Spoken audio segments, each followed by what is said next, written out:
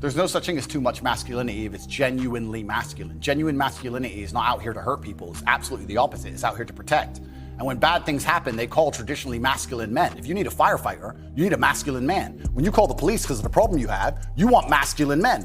And as soon as a woman or a man is in trouble, when you look for backup, you look for masculine men. And masculine men have a duty to provide and protect those they care about. We have a duty to do things we don't feel like doing because we know we're supposed to do them. And that's why we stayed in the Titanic and died. Those were masculine men. Where did you get your views about this from? That's what I grew up with. It's the family I grew up around. And your father, your mother? Yeah, both? and the world I lived in. And I think a lot of the things I'm saying now about masculinity and how people should act in the world, how the world should function, were considered completely normal and accepted by everybody only 20 years ago. I think the world's just lost its mind. For me to stand up and say a man should protect a woman now gets to be called a misogynist and canceled. If I said that 10 years ago, everyone would say, duh. And what's funny is, everyone who argues against me and says men shouldn't protect women, especially all the feminists, if they were with their boyfriend and a man broke into their house, guess who they'd expect to go downstairs?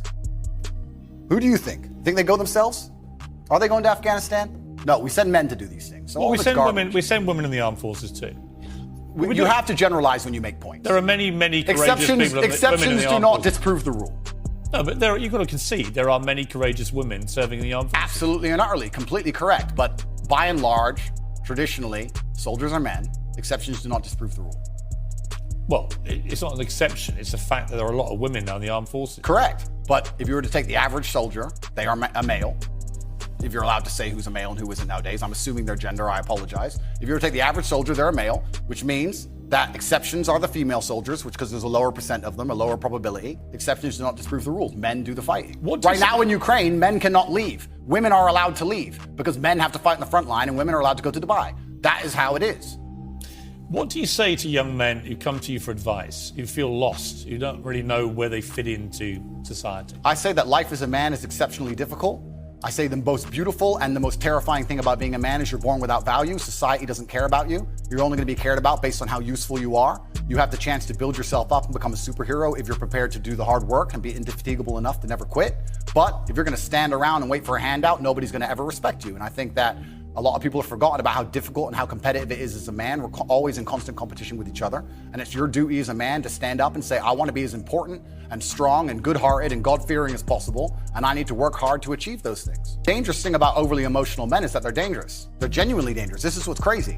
All these people who talk about toxic masculinity and how bad it is for men to be traditionally masculine. A traditionally masculine man does things he doesn't feel like doing because it is his duty to do them. He charges into the building because it is his duty. Not because he feels like it, because it is his duty. We're now teaching the new generation of men that they don't have duty and they can just act on their feelings and act how they feel and they don't have to act as a man should. Do you know what happens when you get men who just act how they feel?